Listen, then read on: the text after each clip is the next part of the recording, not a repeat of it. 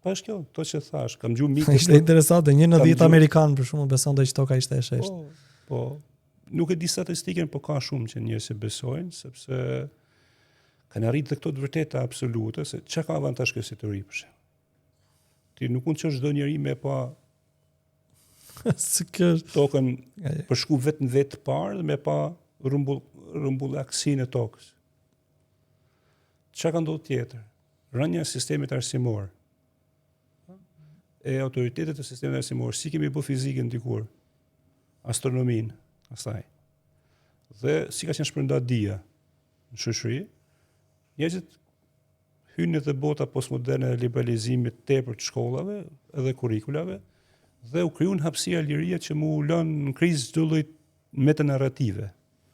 Dhe ai shkoi gradualisht duke pushtuar territor për astronominë, për shembull, dhe toka shesh ka qenë një besim që ka parapri daljes kush kanë qenë të parë, Giordano Bruno, Galileu. Po hynë me sjetën europiane në antikitetve, po, eksakt, ne kemi që në antikitet, po themi rikthimet të kësaj dieje. Edhe që u vendos përfundimisht, le të them. Pastaj faktimi, lufta e yjeve, gjithë këto filmime, gjithë këto programe që janë pafundësisht mundësi për të pa, po kjo ju duket një farë tezë që i bën më shpejt. Për këtë nuk ke nevojë fjala vjen të bësh kërkime.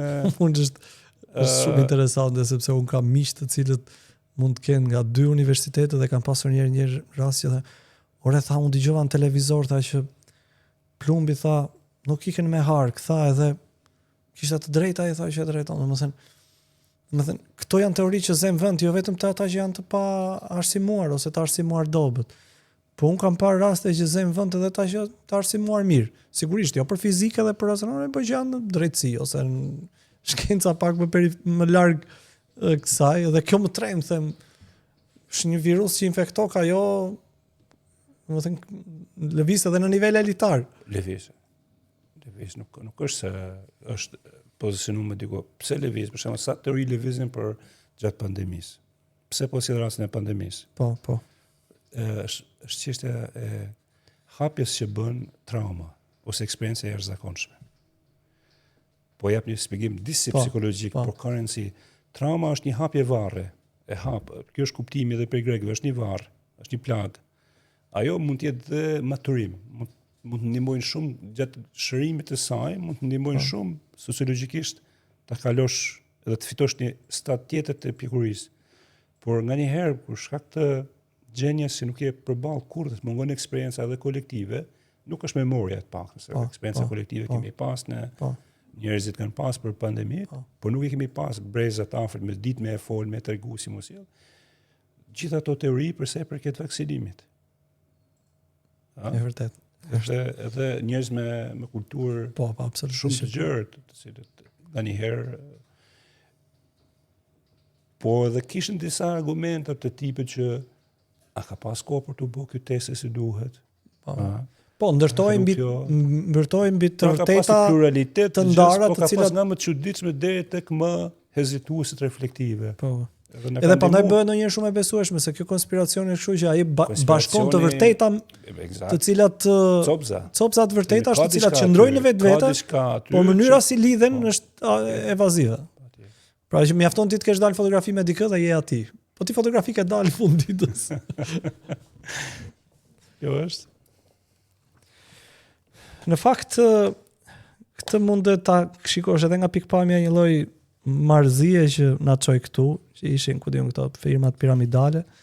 Por kjo ka qenë vergjëlia ime. Domethënë mund të isha unë një prej atyre të lumtur mes armëve dhe të lumtur mes dramës edhe. Natë shtata, është si me thënë imazhi. Unë kam 2 imazhe me armën. Shumë prezente. Para punës unë rrit në zonë kufitare. Shqipëri, Jugosllavi, për tash Shqipëri, Kosovë, dhe kam qenë gjithmonë i shoqëruar me praninë e armëve si zonë militare. Edhe kam kalu pak vitin femeriste gjatë komunizmit dhe arma ka qenë gjithmonë pjesë e diskursit të armatosur për këtë. Më shoqëri lufte, përgatitur për me hyrë luftë ose me bë luftë marrëmeshë të brendshme me të jashtë. Se natë shtata është thyrje shumë e madhe që kanë shoqërisë shqiptare. Unë kam qenë student në atë kohë, vit parë. Ka qenë thyrje të cilat mendoj është folur, po ka nevojë shumë u fol. Si një traumë e cila ka lënë ato efektet e veta dhe ka përcaktuar shumë edhe spektrin social të Shqipërisë. Ende nuk kemi një emër sociologjik, dikush e quajnë luftë civile, dikush e quajnë prag luftë civile. Kemi gjetë një farë stabiliteti thjesht në vitin 97. Po, e vërtet është interesante. Dhe kjo tregon që shoqëria ka prirë me majtë plurale termat, po tregon dhe diçka që duhet me e fol me përballë pak më shumë. Po them përballë se kjo është përdorur dhe shumë si term përballë me të shkuarin, po realisht me fol dhe me gërmu pak se si u shkaktu, çdo thot kur del lancimi gjithë kjo energji negative, që na shkaktoi si pasojë, çka keq kuptime shkalon prap mes njerëzve. Interesante, po, e vërtet.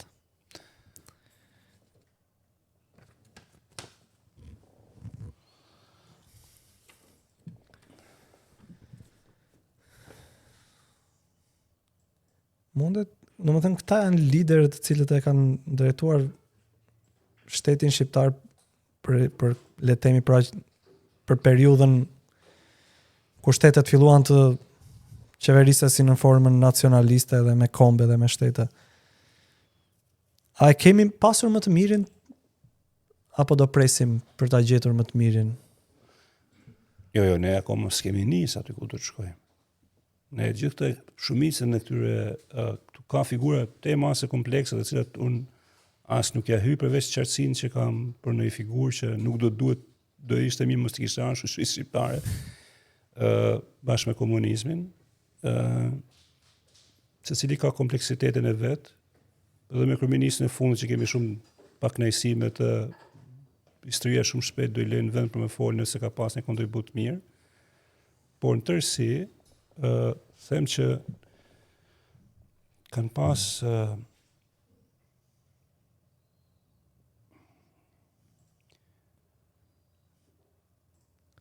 ka një problem të madh me ata që kemi demokracinë liberale, ka i tentativë në Oli, ka tentativa me të zogut vetën të vogël.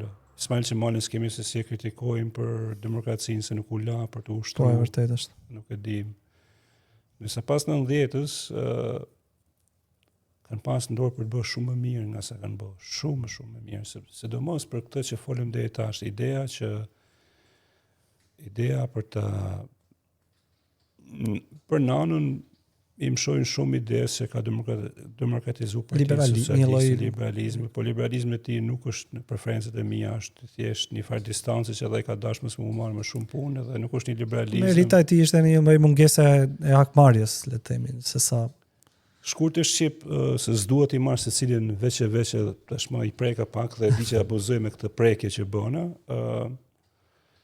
na duhet i analizojmë shumë për të nëshu tema se më shumë politikën tonë. Shumë. Nuk kanë. Edhe këta s'kan mujt me dhënë do të vetën plotësisht, sepse kanë qenë shumë, do të thënë, s'kan dhënë vetën plotësisht. Ato që distancë që kanë mes asaj që thonë, asaj që kanë bëjë është distancë shumë e madhe, jashtëzakonisht e madhe, dhe Shqipëria është rezultati i tyre final, kjo që jemi sot. Kanë përgjegjësi shumë të mëdha për këtë.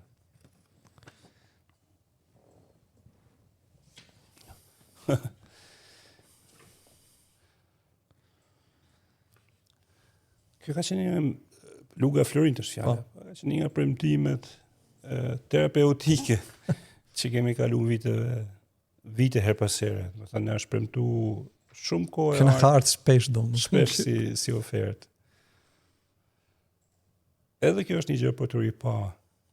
Njerëzit duan zgjidhje të shpejta, zgjidhje të lumtura, por shoqëria dhe këtu do bëhem pak moralist, por kam nevojë me e theksu me këtë vetdije që duhet shumë përkushtim, duhet shumë punë, duhet të rikthehemi shumë tek ideja e modeleve që përkrahim njerëzit që punojnë, edhe që janë krijues, edhe që janë të devotshëm, se premtimet nuk do mungojnë, do vinë prapë premtime. Shpiragu ishte një premtim i fundit, që e kujtoj që një zgjidhje magjike që do të na vinte. Kam një autor për zemër që trajton shtetin magjik në Venezuela, është një monografi. Ideja që shtetet do bëjnë mrekulli, unë nuk e mendoj shtetin si një mrekulli. Nuk e mendoj që do jetë magjik. Ndonjëherë Shqipëria ka potencial për të jetuar shumë mirë dhe me dinjitet, por këto premtime që vijnë populiste ose të strukturuar për të ardhme të ndritura me kështu pasuri, mos jetë. Unë nuk do doja me jetu me një vend që hajmë me luk floririt. Me ta që ishte shumë e bezdisme. Megjithatë në periudha të ndryshme shoqëria jon e ka pas ngrënë ëndrrën. Po. Për të ngrënë me luk florit. Kjo tregon shumë. Tregon shumë se sa në nevojë ka qenë, edhe sa e pa informuar për politikën ka qenë. Është vërtet.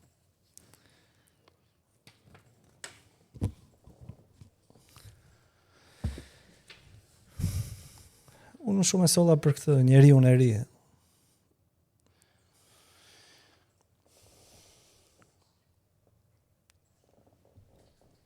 Do bëj një lidhje mes të 3 periudhave dhe fotografinë që pam me që Marisolle, edhe Lugën, edhe njeriu e ri. Të 3 periudhat e mëdha që kemi kaluar, periudha e krijimit të kombit, shtetit, periudha e komunizmit dhe periudha që jetojmë, janë 3 premtime të mëdha. Më afër premtimit i rrin më afër, po nuk realizon dot. Një farë kthimi të syt të vështrimit shtetëror prej perëndimit është periudha me zogut 10, 20, 30. Pra është premtimi është me kalu në Oksident, për cilën mund të flasim pastaj si por premtimi është me kriju një shtet modern, i cili vazhdon të marrë brenda trupit vet inercinë pjesës së perandërisë, por që është duke u kthyer andej. Për cilën kam shumë kritike pastaj po të hym, nuk kam ndërmend të bind në këtë gremçin që ka qenë një periudhë e artë. As mohues për atë periudhë, se ka dhe arritje. Periudha njeriu të ri, po kaloj të periudha tranzicionit që jemi vetëm për ta kaluar shpejt, po prapë me një premtim për Bashkimin Evropian apo për në Europë. Ky është premtimi kryesor që përfshin dhe Lugën e Florint. Kurse periudha komuniste ka pas një premtim tjetër të madh, që është arritja nëpërmjet socializmit në komunizëm. Edhe kjo periudhë me një premtim të madh final. Është vërtet.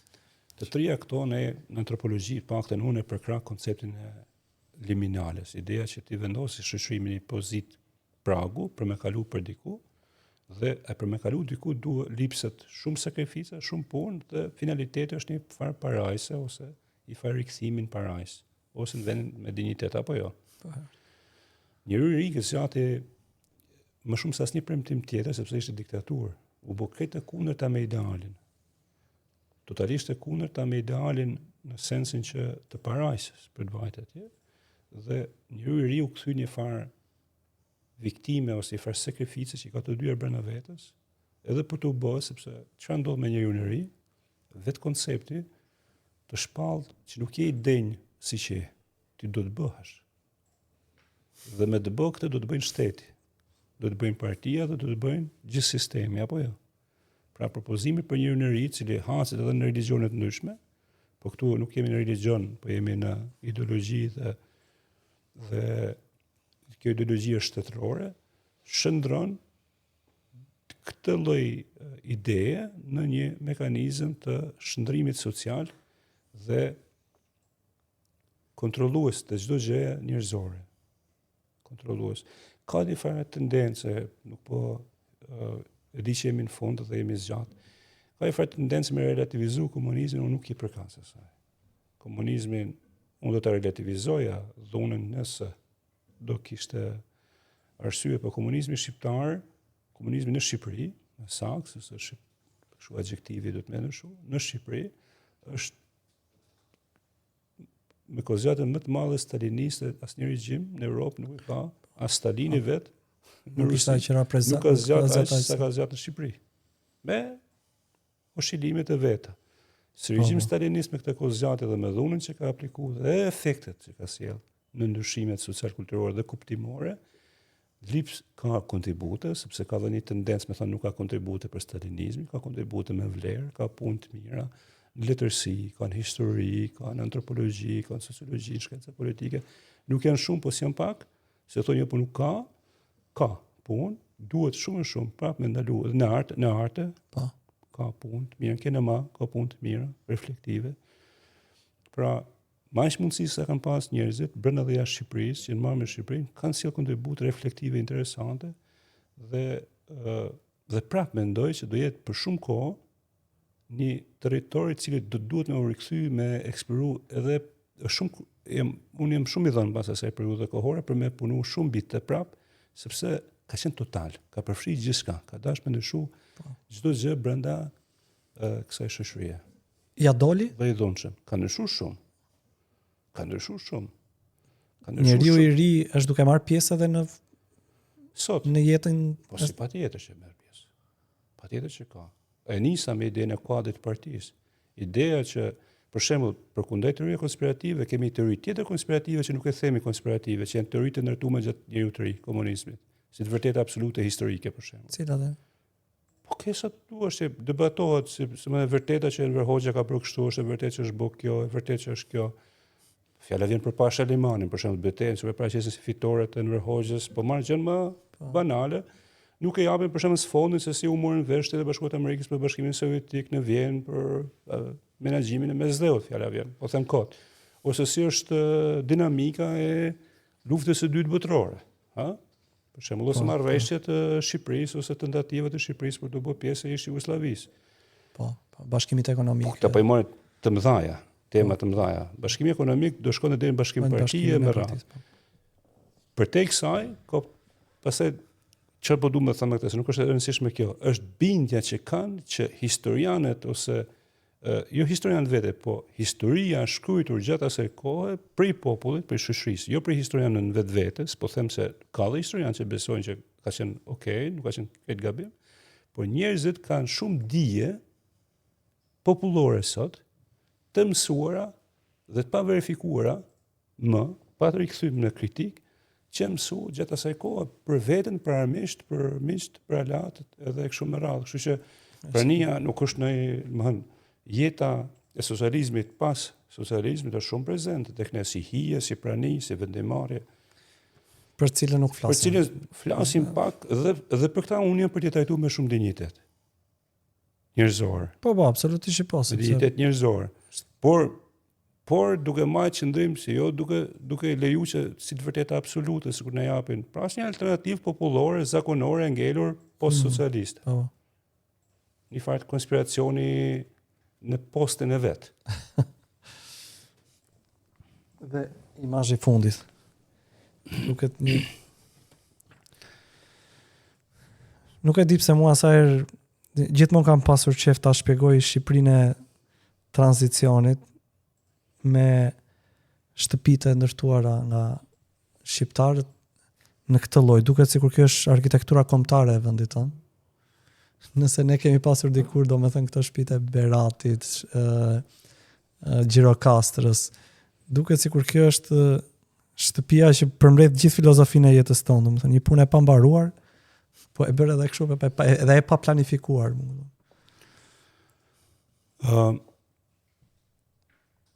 Po edhe lidhja jonë me shtëpinë, në kuptimin e... Eksakt. Jam dakord që metafora kryesore për me shpreh post-socializmi është shtëpia dhe kjo shtëpia pa kryer, e cila ka shumë brenda vetes për ta interpretuar. Mungesa planit fillestar, është mungesa ose ndryshimi gjatë rrugës. Por që tregon për aftësinë ekonomike sa s'ka mundësi. Po pse më pak i kam pas më shumë kohë para kur bënin një lloj, domethënë shtëpia, domethënë edhe mënyra se si ndërtoi ishte një mënyrë që bëj bodrum sepse duhet mbajtur ftohtë ushqimi, domethënë kishte një logjikë edhe ndërtuara kohën përpara. Domethënë kjo nuk ka asnjë lloj ta them unë në interpretimin tim. Kam shtëpi edhe ti ke prekur, unë e pyes. Shtëpitë në popull janë dy kategori.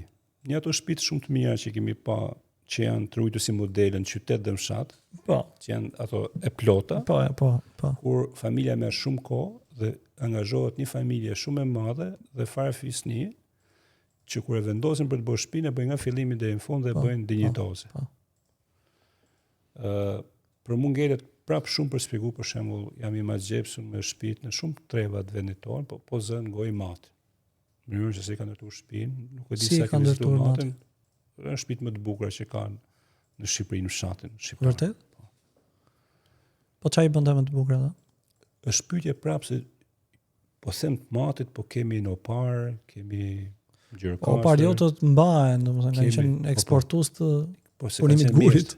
Po, kanë punu vetë dhe kanë ndërtu vetë.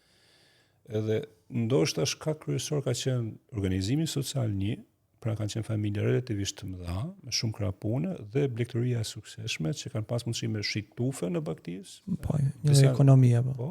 Dhe kur i kanë hyrë projekte të shtëpisë, kanë marrë një mjeshtër, kanë bërë për disa vite, gujin e gdhendur dhe po dhe ka pasur një eksperiencë tradicionale të ndërtuar prej brezës, prej shekujsh, se cilat ishin forma. Tani, pas 90-s, kjo lloj shtëpie që na shfaqet ka disa karakteristika.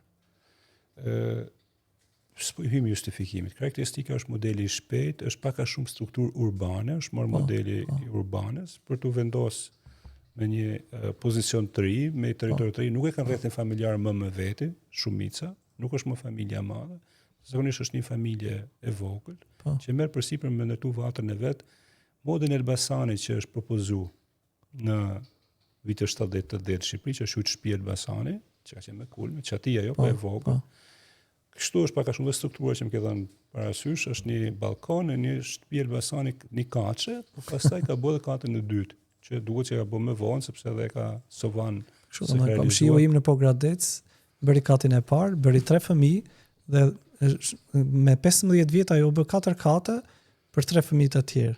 Po ishte një punë, ishte një kantier ndërtimi në 15-20 vjet, domethënë. Me rritjen e fëmijëve, Pikërisht.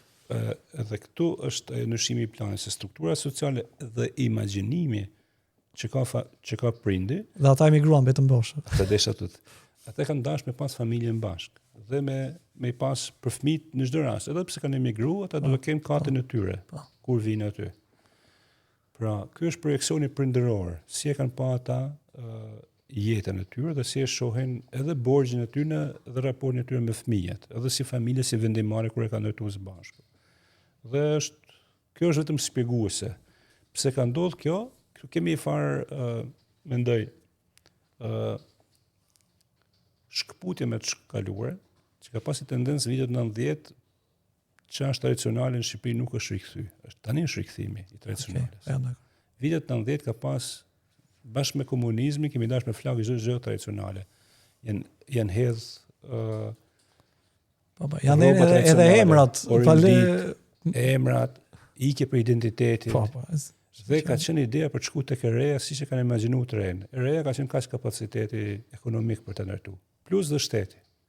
Për shembull, shumë gjëra, po t'ja dy tipologji që janë zonat rreth Tiranës ose në Tiranë, që janë shtëpi, disa që janë për shembull kati 2, 3 i parë i pa ndërtuar, u bë për shkak për t'u legalizuar. Po. 3 kaç më herë pa i kryer punë, po e legalizoje plot. Ose ka ngel tentativë pa u bë çati tani, ose ka ngel se ka qenë ide. Tani është shumë e vështirë me marrë leje, për shembull është shpresu dje më shumë ideja për të bërë një ndërtim. Pra, është dhe ritmi familjar dhe imagjinata, edhe ndërhyrje aq sa ka forcë. Korniza ligjore. Dhe del kjo tipologji, cila është për mua është tregues shumë interesant dhe mund të përshtatet shumë mirë me edhe si narrative e postsocializmit se si kemi ndërtuar gradualisht jetën tonë. Dhe shtëpia si ashtu si koncept për ta mbyll, unë e kam sjell tek raporti i shoqëria në ikje. Që ngelet, si me thënë, referenca kryesore kësaj shoqërie prapë është shtëpia. Edhe ky shoqëria e shtëpisë që jemi tani është interesante se si do shkojmë gradualisht. Arsyeja sepse është bërë shoqëri shumë e shtëpisë është se pasiguria ose mos përgjigjja e publikes tonë, shtetërores tonë, për shkak se kemi qenë në ikje, për shkak të emigracionit, për shkak të mosbesimit, mund të rreshtojmë disa faktorë. Kemi mbajtur si ngrehin kryesore prapë institucionin e shtëpisë, besoj. Jo, kjo është e vërtet. Dhe do të thënë gjithë ky diskutim falenderoj që e kemi mbyllur me këtë sepse ajo, si më thënë, është pastaj pjesa tjetër piknisës së reflektimit për next steps, më thënë hapin tjetër që do ketë kjo shoqëri, sa do arrimu ndërlidh për publikën e vet, për bashkëtet tona, për nevojën për me kriju këtë ndërveprimin, ka element, por që flet shumë më shumë, ndoshta edhe vetë nevoja për me ndërtuar herë këtë jetën strehën kryesore. Po. Unë kjo ishte edhe arsyeja që unë e solla, sepse doja që mbase ta orientoja le të themi gjithë bisedën duke i dhënë edhe përgjigje pyetjes së parë që ju bëra ju, a është antropologjia një ndihmë për të ardhmen, edhe mundet që të na shërbej ne e gjithë puna juaj kërkimore e shkencore. Edhe le të themi duke pasur ndihmën e antropologjisë që ju e cekni se sa e rëndësishme është shtëpia në mënyrën se si ne ndërtojmë jetën. Fjala vjen edhe njerëzit që ikin. Unë kam familjen, kam vllajën në Amerikë, prindërit e mi jetojnë andej, edhe shokët e fëmijërisë jetojnë në Amerikë, edhe mbaj mend tek i thoja njërit që thonte jeta, ose mënyrë në Shqipëri jeton, nuk jeton i keq, fillon bëhet pak romantik kur ikën, e megjithatë kur i thonë po mirë, kur është kaq mirë pse nuk vjen? Po ç'të vi, unë tham, unë për 4 vjet bleva shtëpi këtu. Nuk do e bëja dot asnjëherë ande. Domethënë edhe qëndrimin jashtë vendit e lidhin me mundësinë për të ndërtuar, për të blerë një shtëpi, që do të thotë mbase politikbërësve të vendit tonë, edhe qeverisësve të vendit tonë, nëse konsultohen me antropolog, mund të përshtatin ligjet e vendit me mënyrën se si ne ndërtojmë jetën. Pra, nëse duam të mbajmë vendin, mundet që antropologët t'i këshillojnë ligjvënësve që lehtësitë në banesa, lehtësitë krijimi kushteve për të pasur pronë, apo shpejtësia për të pasur pronë qytetar shqiptar, mund të jetë një nga elementet më të mirë për të frenuar, fjala vjen, emigracionin. Unë nuk e di me siguri këtë, po them, domethënë ka një lloj nevoje që politikbërja dhe ligjvënia në këtë vend të koordinohet dhe të sinkronizohet me antropologjinë, sepse ne me arsim jemi vendosur kështu sikur po mësojmë në angli, sepse ligji është marrë nga Anglia. Në universitar, në para universitar është marrë nga Finlanda, thua se janë finlandez, edhe domethënë çdo paketë ligjore që ne kemi këtu, zgjedhore, elemente të tjera, asnjë nuk është vendosur në një lloj analize edhe antropologjike përpara se të miratohet një ligj. Edhe me këtë domethënë kishte edhe kisha dëshirën ta lija këtë si mesazh në fund që çdo lloj politike, çdo lloj vendimarrje ligjore, çdo lloj ligj që qeverisësit e miratojnë dhe e kalojnë në këtë vend, kam përshtypjen që do ishte shumë i suksesshëm nëse do kishte një lloj review-je ose një lloj konteksti analize dhe të antropologjisë vendi. Nuk e di nëse ju e ndani këtë me mua. Absolutisht që po. Mund të kishte përfituar të dy panet, sidomos shtetin, politikat e veta, po të di antropologjike do ishte sfiduar shumë për mu përfshi më shumë debat edhe me mbledh më shumë dije për këto çështje, me këto pyetje konkrete. Se nisëm fillimisht për fshatin që shumë gjëra mund të ishin zgjidhur me një rrugë për një fshat, për shembull. Të ishte bërë rruga në kohë. Ne na kanë thënë plot njerëz banorë që po të kishte rruga erdhi rruga vonë ikën të rinjt. Pra, nuk do rinin gjithë, po do rinin një pjesë, do ishte prap fshat. Po, e vërtet. Do kishin rekonstruktuar shtëpitë shumë më shpejt. O pari fjala vjen me që zura ngoj dhe po e mbyll këtu. O pari një nga zonat që do ishte mbrojtur për trashëgiminë kulturore të ndërtimit, jo vetëm se të banesës si e ka pasur, por traditës se kanë pas vetë ndërtimit në vende të tjera, thjesht për respekt të kësaj kulture, nuk kanë pas mundësi dhe nuk kanë ende mundësi për të dërguar materialet për të mbuluar çatit të tyre, sepse s'ka rrugë prej Korçë deri rruga shumë e keqe, deri në Lekës është shumë e keqe. Pastaj prej Lekës në fshatet e tjera është pothuajse pa kalueshëm. Çfarë thua domethënë opari që kanë shpërmjeshtrat në Stamboll deri në Indi, pas ka po e ke përmetin bërçatit e veta. Ke gjithë malësitë e Tiranës që janë për rrugë që janë investime tashmë të vogla për shtetin tonë. Interesante. Pa hyrë për veriun që është bë temë se unë jam vetë nga veriu dhe nuk po e vetë theksin që është temë më njohur braktisja, largimi. Pra edhe këto imazhe që kemi sikur disa vende janë zhvilluar, fakt është vetëm rruga nacionale, nësa rrugë që lidhin edhe kaq po të ishte thënë, për shembull një investim po të ishte bë integral për këtë, do ishin kursyer shumë më shumë, edhe investimet do ishin marrë shumë më shumë. Dhe këtu kaq është ndërhyrja e shtetit, se me thënë rruje peizazhin siç e ke pas banesën. Diç do të prej banor të ruajnë kullën e vet, shtëpinë e vet, në Valbon ta kishte të ruajtur me kohë, sot do ta kishte me vlerë të jashtëzakonshme në treg, po ta marrim anën financiare. Pra, ne kemi humb vetëm shtëpi tradicionale, kemi humb miliarda euro vlerë në treg. Po të ndjekim logjik kapitaliste. Po të kishim mirë mbajt, siç kanë qenë, po të kishin pas mundësi njerëzit dhe po të ishin këshillu në kohë, sot do ishin pjesë e gjithë kësaj ekonomie që quhet turistike, me shumë pak investim prej shtetit dhe investim do ishte kryesor i Po e vërtet. zotërave të shtëpisë. Nebi, unë të falenderoj shumë për këtë komunikim. Disi kam thyer edhe rekordin personal të zgjatjes së bisedës, po unë e shijova shumë gjithë të bashkëbisedim.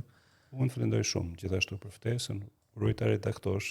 Patjetër. Sepse ka nevojë shumë e gjatë. Jo, për të redaktorë nuk ka, po është mirë kur ndahet në pjesë të vogla që gjithse cili të marr atë që kam shumë interes. Unë të falenderoj. Gjithashtu.